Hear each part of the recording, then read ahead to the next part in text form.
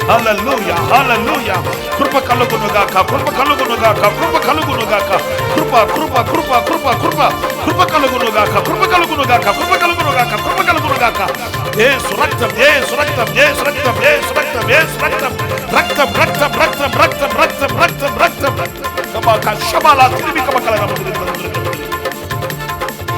హల్లెలూయా హల్లెలూయా హల్లెలూయా హల్లెలూయా హల్లెలూయా హల్లెలూయా. స్తోత్రం ప్రభువా, మీకు స్తోత్రమయ్యా, స్తోత్రమయ్యా. Thank you God. హల్లెలూయా. స్తోత్రం స్తోత్రం స్తోత్రం. జీవాధిపతి నీకు స్తోత్రములు నాయనా. రిబలాబా షబా కమక తిరిమి కమకల నముదురా. ఈబలా షబా కమకన తిరిమి కమకల నముదురు నముదురు నముదురు. Yes Jesus, yes Jesus. పరిశుద్ధుడా పరిశుద్ధుడా పరిశుద్ధుడా పరిశుద్ధుడా పరిశుద్ధుడా పరిశుద్ధుడా పరిశుద్ధుడా పరిశుద్ధుడా పరిశుద్ధుడా పరిశుద్ధుడా పరిశుద్ధుడా పరిశుద్ధుడా నీకు స్తోత్రములు స్తోత్రములు స్తోత్రములు. పరిశుద్ధుడా నీకు స్తోత్రములయ్యా, స్తోత్రములయ్యా, స్తోత్రములయ్యా, స్తోత్రములయ్యా. లిబాబా షబా కత్తిరిమి కమక. హల్లెలూయా హల్లెలూయా హల్లెలూయా. స్తుతి స్తుతి స్తుతి స్తుతి. మహోన్నతుడా మహోన్నతుడా మహోన్నతుడా, నిత్య నివాసి నీకు స్తోత్రములు స్తోత్రములు స్తోత్రములు. మహాగణుడా మహోన్నతుడా, సర్వశక్తి కలిగిన తండ్రి మీకు స్తోత్రములయ్యా, స్తోత్రములయ్యా, స్తోత్రములయ్యా. Thank you God, thank you God, thank you God. మీ రక్తమే జయం, మీ రక్తమే జయం. నైనా మీ బిడ్డలకు కృప కలుగునుగాక, కృప కలుగునుగాక, కృప కలుగునుగాక, కృప కలుగునుగాక, కృప కలుగునుగాక. మీ బిడ్డల మీద మీ దృష్టి ఉంచండి, మీ బిడ్డల మీద మీ దృష్టి ఉంచండి నాయన. ఇదిగో ఈ ప్రార్థనలో ఏకీభవించి మీ సన్నిధిలో మోకరించి ఉన్న ప్రతి బిడ్డను ప్రతి బిడ్డను ప్రతి బిడ్డను దీవించండి, దీవించండి, దీవించండి, దీవించండి.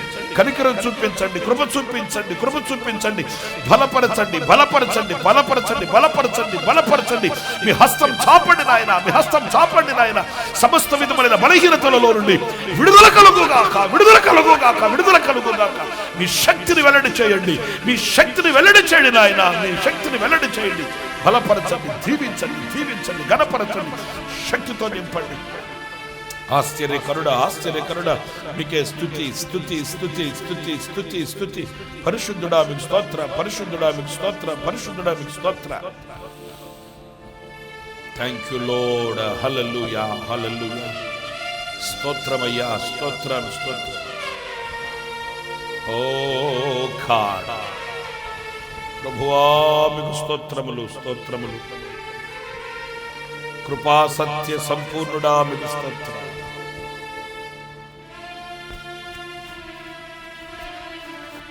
హల్లెలూయా.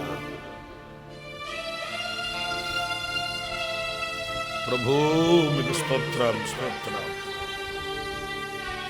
Thank you God. Amen amen amen. స్తోత్రం.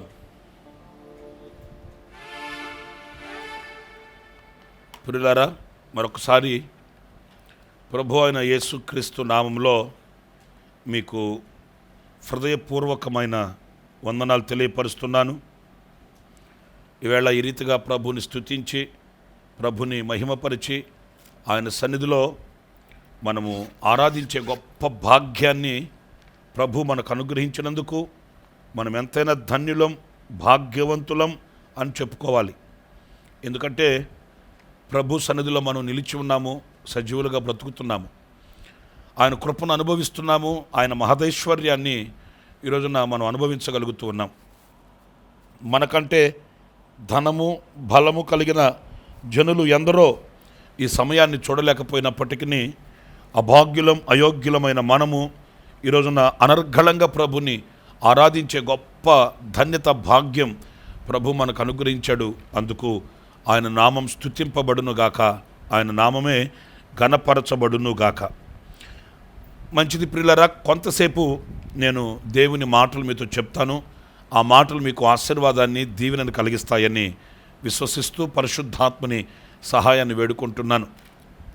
చూడండి, ప్రభువు మరి సినాయి పర్వతం మీదకి మోషేని పిలిచి ఆయన ఇచ్చిన ఆజ్ఞలలో మొదటిది, నేను తప్ప వేరొక దేవుడు మీకు ఉండకూడదు అనే మాట.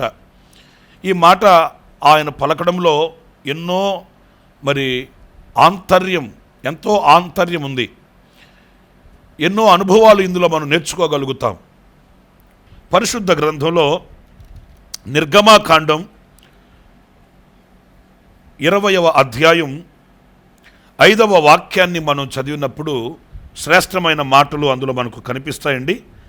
ఏలయనగా నీ దేవుడునైన యెహోవానగు నేను రోషము గల దేవుడను. చూసారండి ప్రియులారా, ఆయన ఎలాంటి దేవుడు అనంటే ఆయన రోషము గల దేవుడట.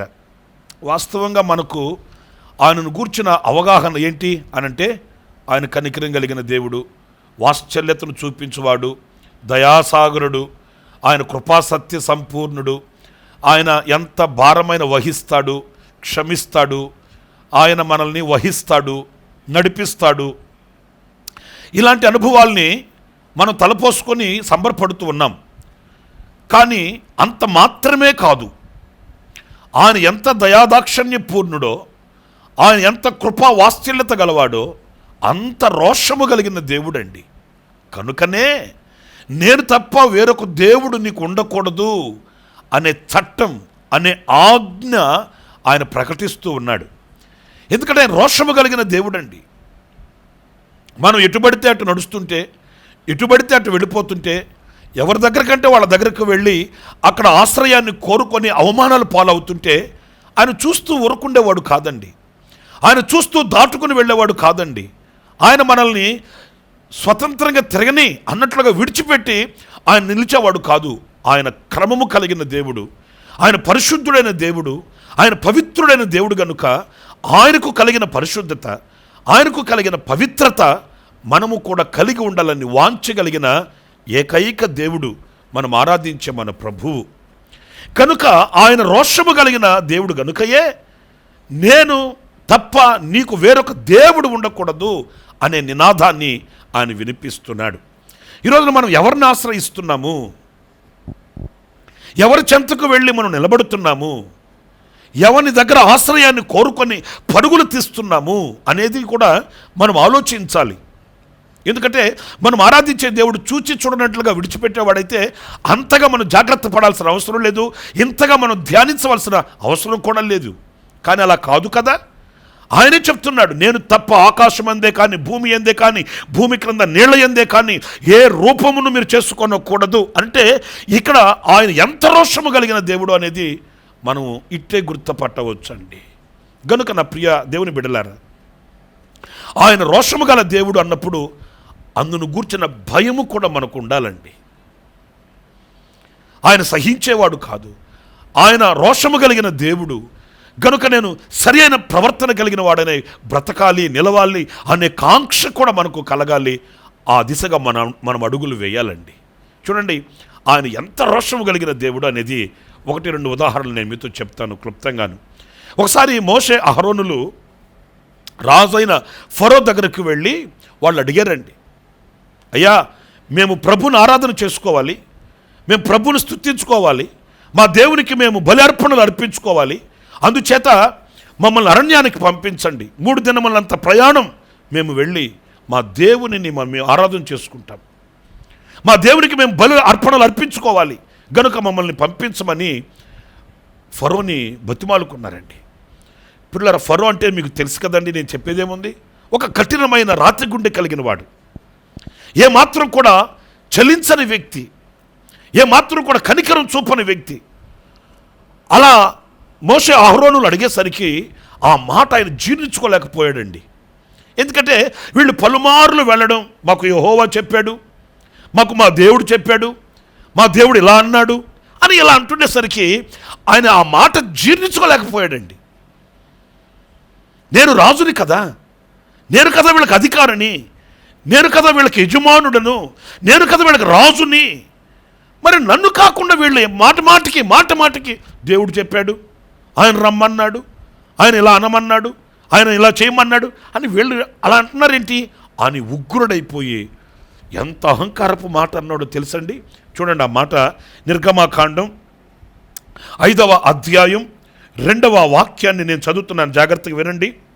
ఫరో, నేను అతని మాట విని ఇశ్రాయేలీయులను పోనిచుటకు యెహోవా ఎవడు?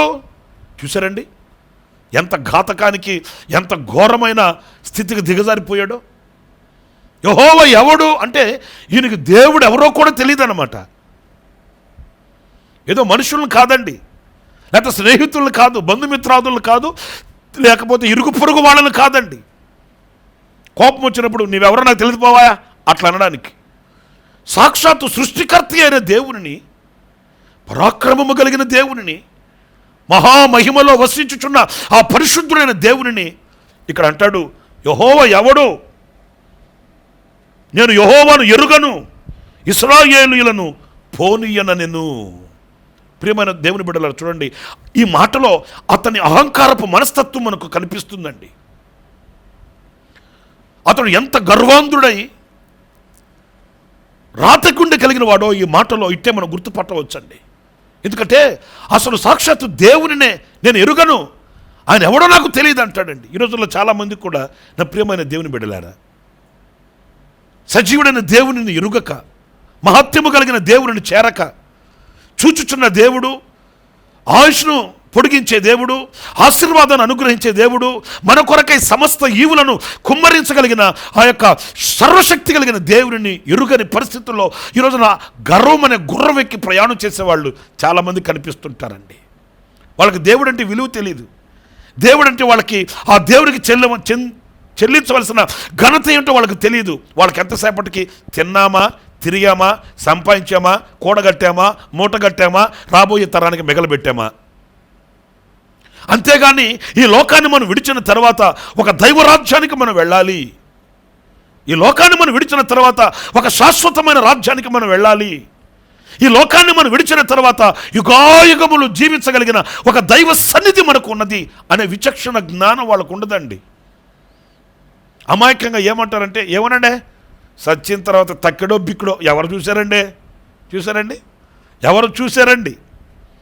అంతేగాని ఆ రాజ్యములో నుంచి ఈ లోకానికి దిగివచ్చి, ఆ పరలోకములో నుంచి ఈ లోకానికి ఏతించి, ఆ పరలోక రాజ్య స్థాపనను గురించి ప్రకటించి, సర్వలోక పాప పరిహారార్థమై, సర్వలోక కళ్యాణార్థమై రక్తమును చిందించి, కాయదనమును చెల్లించి, పాప విమోచన కొరకు బలి అయిపోయిన కరుణా సంపన్నుని యొక్క ఆ కనికరం కలిగిన దేవుని యొక్క ఆ కమనీయమైన దర్శనం వారికి కలగదండి. కఠినమైన మనస్తత్వం కలిగిన వాళ్ళు కదా. అందుకని నా ప్రియమైన దేవుని బిడ్డలారా, ఆలోచించండి. దేవునిని ఎరుగక ఈ లోకంలోనే ఏదో ఉంది, ఈ లోకంలోనే మనం ఎంతో సంపాదించాలి అన్న ఈ లోకము మీద ఉన్న ఆ ప్రీతి దేవునికి దూరం చేసేస్తుందండి. మీకు ఒక చిన్న మాట చెప్తాను, నాకు గుర్తుకొచ్చింది. ఒకసారి దైవజనులు, మన ఆత్మీయ తండ్రి యేసన్న గారు ఒక మీటింగ్కి వెళ్ళి వాక్యం ముగించుకొని వేదిక మీద నుంచి అలా దిగి వెళ్తున్నాడంట. అంతలో ఎవరో 4 కుర్రాళ్ళు, పోకిరి కుర్రాళ్ళు, వాళ్ళ వేషం అలాగే ఉంటుంది, వాళ్ళ డ్రెస్ కోడ్ అలాగే ఉంటుంది, వాళ్ళ మాట తీరు అలాగే ఉంటుంది. ఇంక నేను చెప్పేదేముందండి, పోకిరి కుర్రాళ్ళు ఒక 4 కలిసి యేసన్న గారిని ఆపి యేసన్న గారిని అడుగుతున్నారంట, ఏమండి యేసన్న గారండి, మాకు ఒక చిన్న సందేహం ఉంది, కొంచెం చెప్పండి అట్లా. ఇలాంటి వారిని ఆయన చూడగానే గుర్తుపడతాడు కదండి. ఆయన సేవానుభూలు ఇలాంటి వాళ్ళు ఎంతమందిని చూస్తుంటాడేంటి, వీళ్ళని కొత్త ఏంటి ఆయనకి. ఆయన అన్నారట, బాబు మీ కొరకేదైనా ప్రార్థన చేయమంటే ప్రార్థన చేస్తాను, అంతేగాని మీకు వచ్చే సందేహాలను తీర్చుకుంటూ కూర్చోంటే నాకెక్కడ కుదురుతుందయ్యా. అయినా మీరు కుర్రాళ్ళు, మీకు వచ్చే సందేహాలు 1, 2 ఏదైనా ప్రార్థన చేయమంటే చెప్పండి, ప్రార్థన చేస్తాను అట్లా. అంటే వాళ్ళు అన్నారట, ప్రార్థన చేస్తుర్లే కానీ మేము అడిగింది చెప్పండి అట్లా అని. ఏంటి బాబు అట్లా అంటే వాళ్ళు అంటారంట, మీరు ఇంతవరకు 1.5 సేపు బోధ చేశారు, మంచిదే, అసలు దేవుడు ఉన్నాడా? చూసారండి, యేసన్న గారికి ఆశ్చర్యం అనిపించిందంట. ఇప్పుడు దాకా నేను చెప్పింది ఉన్నాడనే కదా 1.5 చెప్పింది, మరలా కొత్తగా దేవుడు ఉన్నాడా అంటారేంటి వీళ్ళు అని వాళ్ళతో అన్నాడట. బాబు ఇప్పుడు నేను చెప్పింది అదే కదా, 1.5 సేపు చెప్పానని మీరే చెప్తున్నారు, మరి టైం చూసుకుంటూ కూర్చున్నారేమో నాకు తెలీదు. మరి ఇప్పుడు దాకా నేను దేవుడు ఉన్నాడని చెప్తే మరి ప్రత్యేకంగా అడుగుతున్నారేంటి అంటే, ఆ నలుగురు కుర్రోళ్ళు అంటారంట, ఉంటే చూపించవయ్యా. చూసారండి, దేవుడుంటే చూపించు, మేము నమ్ముతాం, ఆయన్ని వెంబడిస్తాం. ఉన్నాడని నువ్వు అంటున్నావు, చూపించమని మేమంటున్నావు, దానికేంటి సందేహం? దేవుడుంటే చూపించు అంటున్నారంటండి. చూడండి, వాళ్ళకి చిన్న పెద్ద, గురువు దైవము, ఒక దైవ సేవకుడే. ఆయనతో ఎలా మాట్లాడాలి, ఆ పెద్దల దీవెన మనం ఎలా పొందుకోవాలి, ఆ పెద్దల ఆశీర్వాదం మన మీదకి ఎలా వస్తుంది అని ఎరుగని అహంకారపు మనస్తత్వం, వయసు ఉరవడి. యేసన్న గారు అనుకున్నాడట, వీళ్ళకి ఇప్పుడు ఎలా చూపించాలి, ఇంత అహంకారపు మనసుతో ఉన్నారు, వీళ్ళకి దేవుణ్ణి ఎలా చూపించాలి? ఏదో కాస్తో కోస్తో ఒక మోస్తారులో పుచ్చుకొని ఉన్నారు నలుగురు కూడాను. వీళ్ళకి ఎలా దేవుడు కనిపిస్తాడు? వీళ్ళ మనస్తత్వాలేంటి, వీళ్ళ హృదయ అభిలాషలేంటి, వీళ్ళ పోకడేంటి, వీళ్ళ బ్రతుకు మనుగడేంటి, వీళ్ళకున్న స్థితిగతుల మధ్యలో వీళ్ళు పరిశుద్ధుడైన దేవునిని, పవిత్రుడైన దేవునిని, నిష్కళంకుడైన దేవునిని ఎలా చూడగలుగుతారు వీళ్ళు? అట్లా అని వాళ్ళతో ఒక మాట చెప్పాడట. ఏమన్నాడంటే, బాబు, హృదయ శుద్ధి గలవారు ధన్యులు, వారు దేవునిని చూస్తారు అన్నాడంటండి. వాళ్ళు అంటారట, ఏమండో యేసన్న గారండి, మాకు ప్రసంగాలు వద్దండి. చూసారండి, వీళ్ళకి ప్రసంగాలు వద్దంట, డైరెక్ట్గా దేవుని తీసుకొచ్చి చూపించాలంట. ఉంటారండి ఇలాంటి మనస్తత్వం కలిగిన వాళ్ళు ఉంటారండి. వాక్యానికి లోబడరు, దైవ సేవకునికి లోబడరు, ఉపదేశానికి లోబడరు, దైవ సన్నిధిలో ఉండవలసిన వినయ విధేయతను కనపరచరు. కానీ దేవుడు కావాలి, దేవుని ఆశీర్వాదాలు కావాలి, దేవుని దీవెనలు కావాలి. అహంకారపు మనసుతో ఏమంటారో తెలుసండి, ఒక గుడ్డోడు తీసుకుని వస్తాం, బాగుచేయి, ఒక కుంటోడు తీసుకుని వస్తాం, బాగు చేయండి. అద్భుతాలు చేస్తాడుగా మీ దేవుడు, ఆశ్చర్యమైన కార్యాలు చేస్తాడు కదా. ఆ కుంటోడు లేపండి. ప్రియమైన దేవుని బిడ్డలారా, ఒకసారి ఆలకించండి. ఎలాంటి వాళ్ళకి చేస్తాడు ఆయన మేలులు, ఎలాంటి వారికి ఇస్తాడు దీవెనలు? అహంకారపు మత్తుతో, డబ్బు ఎత్తుతో తొలతొగుతూ, నింగి నేల తెలియని పరిస్థితుల్లో కనులు మెరకలెక్కి, వయసు ఉరవడలో పరుగులు తీస్తున్న వారిని తీసుకుని వచ్చి ఆయనకు అద్భుతం చేయంటే యేసు ప్రభు అంత ఖాళీగా కూర్చొని అలాంటి వారిని అద్భుతాలు చేసుకుంటూ నడిపించుకుని తీసుకుని వెళ్తాడా?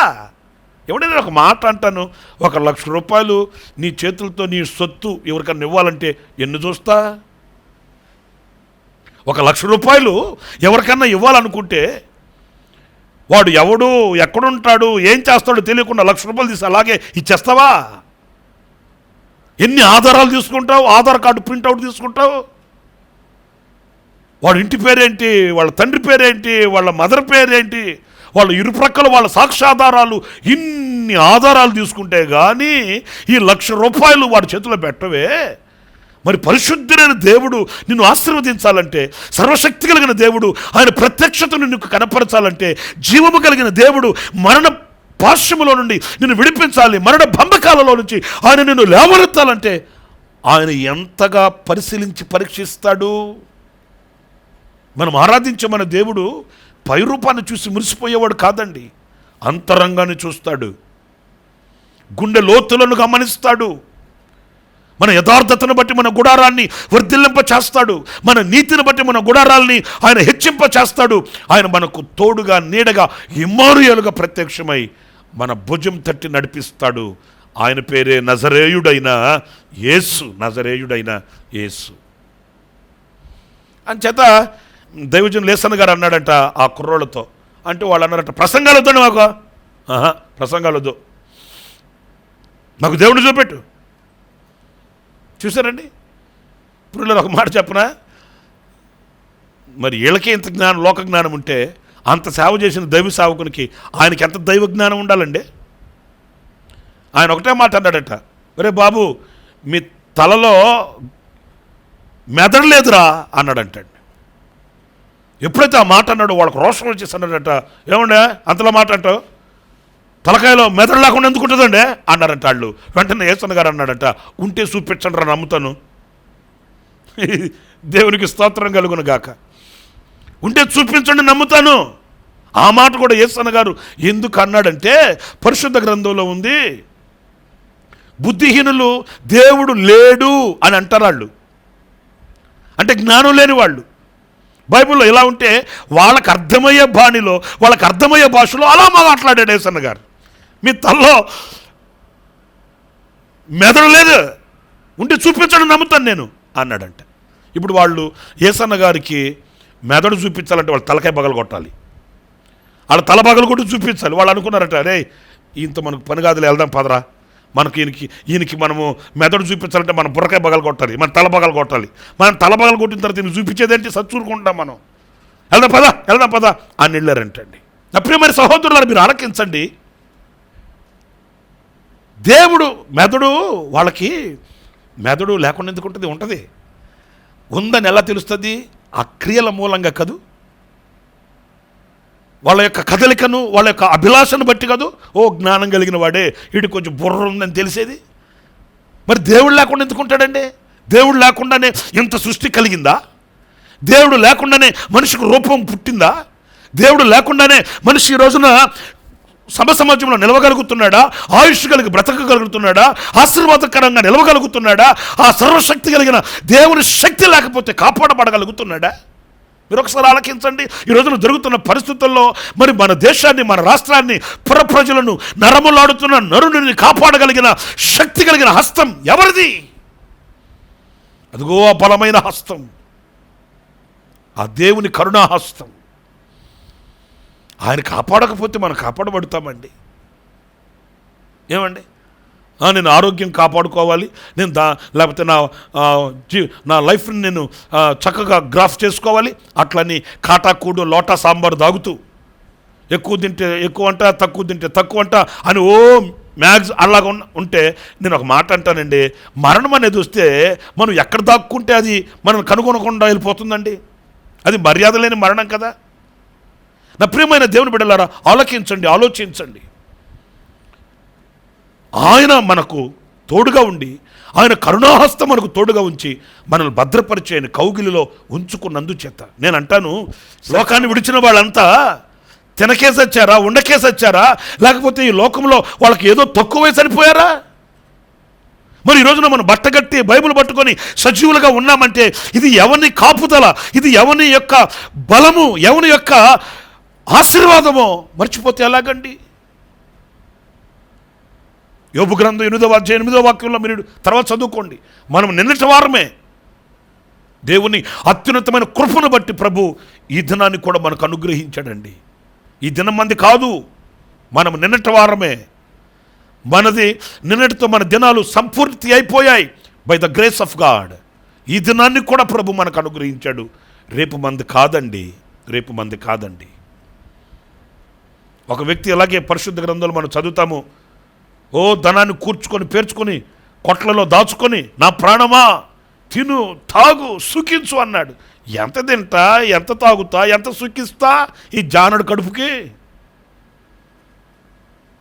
ఉదయాన్నే ఫుల్గా తిని సాయంకాలం దాకా ఏం తినకూడదురా బాబు అనుకుంటారు కొంతమంది. ఒట్టిదే 2-3 గంటలు కాగానే మరలా ఎదురు చూపులు చూస్తుంటారు. మరలా 2వ రౌండ్ ఫుల్గా తిని అబ్బే రాత్రికి ఇక ఏం ముట్టుకోకూడదు అనుకుంటారు. ఒట్టిదే. మళ్ళీ 5-6 గంటలు కాగానే మరలా ఏ దిక్కు నుంచి సహాయం వస్తుందా అని చూస్తుంటారు. అంత మాత్రమే కానీ సంవత్సరాలు మనం ఒక్కసారి మిగలబెట్టుకొని సుఖించగలమా? ఆ భక్తుడు వెర్రిగా ఏమన్నాడో తెలుసా?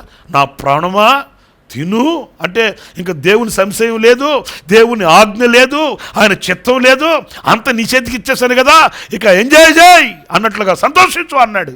దేవుడు అన్నాడు, అరే పిచ్చోడా,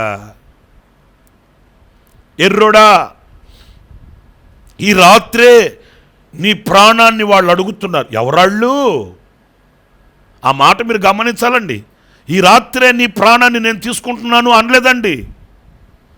ఈ రాత్రియే నీ ప్రాణాన్ని వాళ్ళు అడుగుతున్నారు. ఎవరాళ్ళు అంటే ఈయన గారిని తీసుకుని వెళ్ళే గుంపు, ఆ బ్యాచ్ సపరేట్ బ్యాచ్. అది ప్రభు తీసుకోడిన ప్రాణాన్ని, ఈయన ప్రాణాన్ని తీసుకునే బ్యాచ్ ఒకటి ఉంది, ఆ బ్యాచ్ సపరేట్ బ్యాచ్. వాళ్ళు అడుగుతున్నారంట. ఇంకా నాన్ స్టాప్ బస్సులో ఎక్కి తీసుకుని వెళ్తారు ఆయన్ని. నాన్ స్టాప్ భూలోకం టు నరకం. ఎందుకంటే దేవునిని ఎరుగక సుఖాన్ని ప్రేమించి దేవుని సన్నిధిని గుర్తించక ప్రభు సన్నిధిలో శిరస్సు వంచక అహంకారపు మత్తుతో ఉన్నవాడిని మరి వాళ్ళుగా ఇంకెవరు కోరుకుంటారండి? ధనవంతుడు చనిపోయాడు, తిన్నగా ఎక్కడికి వెళ్ళాడు? అగ్నిగంధకానికి వెళ్ళాడు. మరి లాజరు చనిపోతే దేవదూతలు వచ్చి తీసుకెళ్లారంట. మరి ఈయన్ని దేవదూతలు తీసుకెళ్తే ఆయన ఎవరు తీసుకెళ్తారో మనం చెప్పాలేంటి? అర్థమైపోలేదండి. గనుక నా ప్రియ సహోదరులరా, మనం ఈ రోజున బ్రతికి ఉన్నాం. దేవుని కృప, ఆయన స్తుతించాలి, మహిమపరచాలి, ఆయన ఘనపరచాలి, ఆయనకు శిరస్సు ఉంచి మనం ఆయనకి లోబడాలి. ఈ ఫరో ఎలాంటి వాడో తెలుసా? నాకు తెలియదో, అసలు ఆ దేవుడు ఎవరో నాకు తెలియదు అంటాడండి. నా ప్రియులారా, ఒక్క మాట నేను చెప్పి ఇంకొన్ని మాటలు చెప్తాను. ఇది నిర్గమాకాండం 5వ అధ్యాయంలో ఈ మాటలు మనం చదివాం కదండి. మీకు ఒక ఆశ్చర్యమైన సంగతి చెప్తా. ఈ 5వ అధ్యాయం 2వ వాక్యంలో ఈయన అహంకారం ఇలా ఉంది. కాస్త ఈ 5వ అధ్యాయం దగ్గర నుంచి మీరు 9వ అధ్యాయానికి రండి. ఈ 9వ అధ్యాయం 27వ వాక్యాన్ని నేను చదువుతున్నాను. ఇప్పుడు ఈ కఠినాత్ముడు అహంకారి అయిన ఈ ఫరో మాట తీరు ఎలా మారిందో మీరు జాగ్రత్తగా గమనించండి. 9వ అధ్యాయం 27వ వాక్యంలో, ఇది చూడగా ఫరో మోషే అహరోనులను పిలువనంపి, నేను ఈసారి పాపము చేసి ఉన్నాను. అయిపోయిందండి అయ్యగారి పని. నిన్నటిదాకా మీసాలు మెలేసి కాలు రగరేసి డబ్బు ఎత్తు లోకపు మత్తు అన్నాడే, ఇక అయిపోయింది దీపం. ఇప్పుడు ఏమంటున్నాడంటే మోషే అహరోనులను మళ్ళా పిలిపించి అంటాడు 9వ అధ్యాయం 27వ వాక్యంలో, నేను పాపము చేసి తిని, యెహోవా న్యాయవంతుడు, స్తోత్రం కలుగునుగాక. ప్రియా దేవుని బిడ్డలారా, మరి నిన్నేమన్నా? అసలు ఆయన ఎవడో నాకు తెలియదు అన్నాడు. అహంకారం. నేను ఒక మాట చెప్పనా? అసలు ఈ చరిత్ర మీకు ఎందుకు చెప్తున్నానంటే, మనం ఆరాధించే దేవుడు రోషము గల దేవుడు అండి. చేతగాని వాడు కాదు, చేతులు ముడుచుకుని ఉండేవాడు కాదు. ఆయన సాహస వీరుడు. ఏ కార్యమునైనా చేయుటకు, ఎంతటి కార్యమునైనా సంపూర్తి చేయడానికి సామర్థ్యత గల దేవుడు ఒకే ఒక్కడు. ఆయన పేరే నజరేయుడైన యేసు. అహంకారపు మత్తుతో ఉన్నవాడిని ఆ అహంకారపు వేదిక మీద నుంచి దింపాడు కిందకి. ఇప్పుడు ఫరో అంటాడు, నేను పాపం చేశాను బాబు, యెహోవా న్యాయవంతుడు, నేనును నా జనులను దుర్మార్గులము. ఎవరు చెప్పిన ఈ మాటలు? ఎవరు చెప్పమన్నారు ఆయన్ని? నేనును నా జనులను దుర్మార్గులము. మరి నీవు నీ జనులు దుర్మార్గులైతే నీ ఎదుట నిలిచిన ఆ ఇశ్రాయేలు ప్రజలు ఎవరు? మరలా డైరెక్ట్గా చెప్పాలనా? నా ప్రియ దేవుని బిడ్డలారా, ఆయన అహంకారులను ఎదిరిస్తాడు, దీనులకు కృప చూపిస్తాడు. ఆయన రోషము గలవాడండి. ఏదో గర్వంతో మాట్లాడుతుంటే ఆయన ఏదో తొలగదోసుకొని చూసి చూడట్టుగా వెళ్ళిపోడు. పంతం పడుతాడు, అంతం చూపిస్తాడు. ఆయన రౌద్రము కలిగిన, రోషము కలిగిన కొదమ సింహం, ఆయన యూదా గోత్రపు సింహం. నిద్రపోతుందని సింహం దగ్గరికి వెళ్ళి ఆటలాడుకుంటే పంజా విప్పుతుంది. ఆటలు కాదు సింహంతో, దేవునితో చెలగాటం కాదు, దేవునితో ఆటలు కాదు. ఆయన జీవము కలిగిన దేవుడు, పరాక్రమము కలిగిన దేవుడు కనుక ఆయనతో ఆచితూచి భయభక్తులు కలిగి వినయ విధేయతలతో వినయ మనస్కులమై మనము ఆయన సన్నిధిలో శిరస్సు వంచాలి, శిరస్సు వంచాలి. చూడండి, నిన్న మొన్న ఆ మాటలు మాట్లాడిన ఫరో ఇప్పుడు గడగడ గడగడ గడ వణికిపోతూ అంటున్నాడు, నేను పాపము చేసి తిని, యెహోవా న్యాయవంతుడు, నేనును నా జనులను దుర్మార్గులమైపోయామయ్యా అని పశ్చాత్తాపడుతున్నాడు. నిజమేనండి నా ప్రియులారా, మన ఎదుట అహంకారపు మత్తుతో ఎవరు చెలరేగినా మనమేం తొందరపడకూడదు, వేచి చూడాలి. దేవుని సన్నిధిలో మనం వినయ విధేయతలతో కనిపెట్టి చూడాలి. దైవ కార్యాలని మనం వీక్షించాలి. మీకు బాగా తెలిసిన చరిత్ర ఇంకో మాట చెప్పనా? సౌలు ఉన్నాడండి.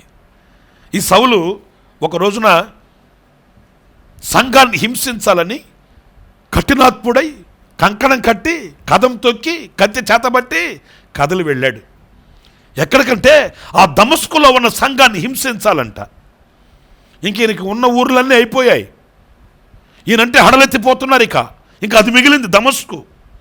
అందుచేత దమస్కుకు వెళ్ళి ఆ దమస్కులో ఉన్న క్రైస్తవ సంఘాన్ని హింసించాలని కఠినాత్ముడు పట్టాపుచ్చుకొని అయ్యగారు పదిలంగా వెళ్తున్నాడు పరిశుద్ధుడిలాగా.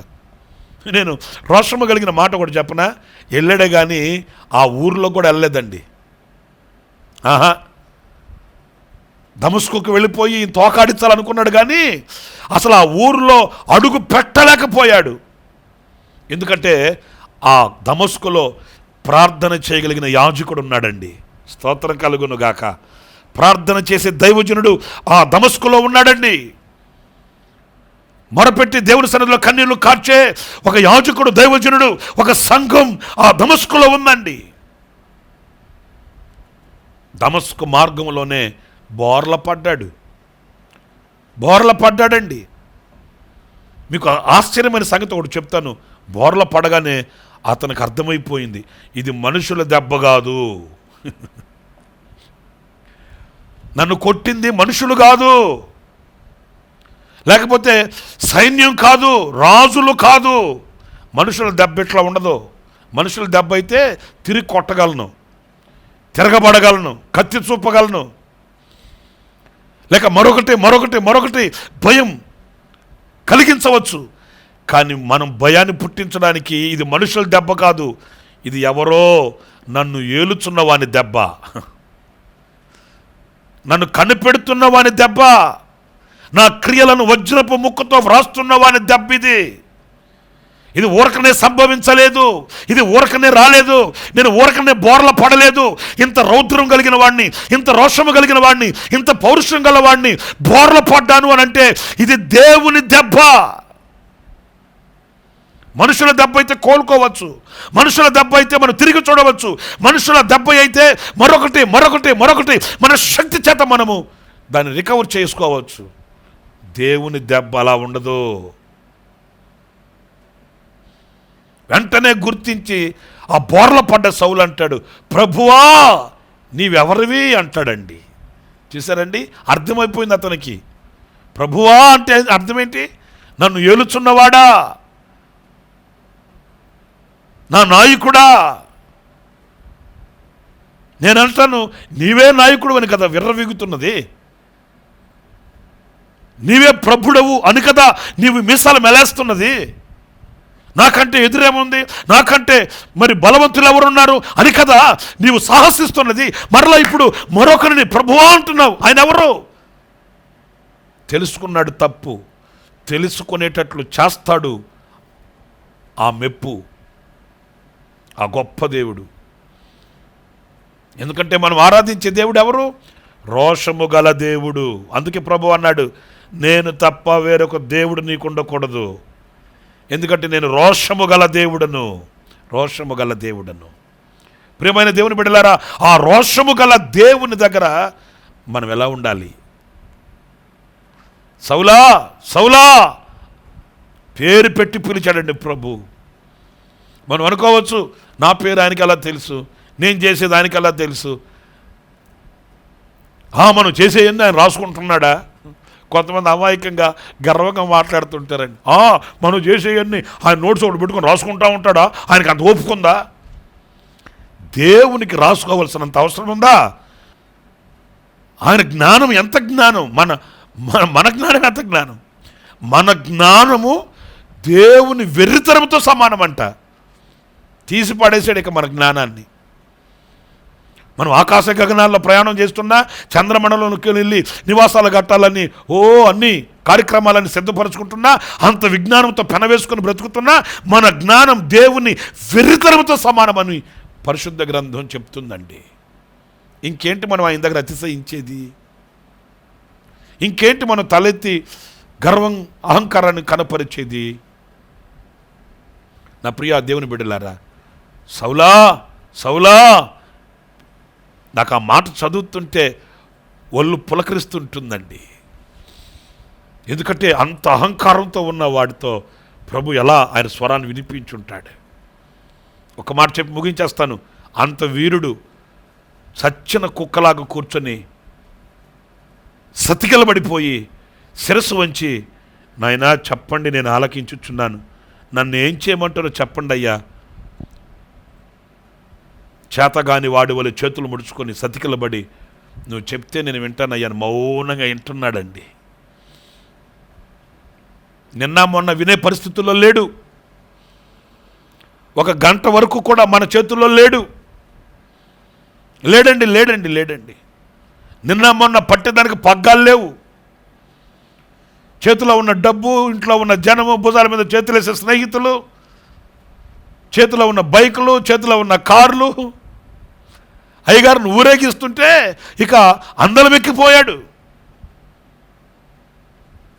ఆకాశమంతా ఆనందమే అనుకున్నాడు. ఉప్పొంగిపోతూ ఊరంతా నాదేనని రాయించుకున్నాడు. ఇప్పుడు ఏమీ చేతగాని వాడి వలె సతికిలబడి కింద కూర్చొని అంటున్నాడు, మీకు దండం పెడతాను బాబు, మీరేం చెప్పాలనుకుంటున్నారో చెప్పండి, మీరు చెప్పింది నేను చేస్తానయ్యా. మనం ఆరాధించే దేవుడు రోషము గల దేవుడు అండి. నా ప్రియ దేవుని బిడ్డలారా, అందుకే ఆయన తప్ప వేరొక దేవుడు మనకు ఉండకూడదు. తలలు వంచండి, ప్రార్థన చేసుకుందాం. గాడ్ ఆఫ్ నాజరేత్, హల్లెలూయా, స్తోత్రం.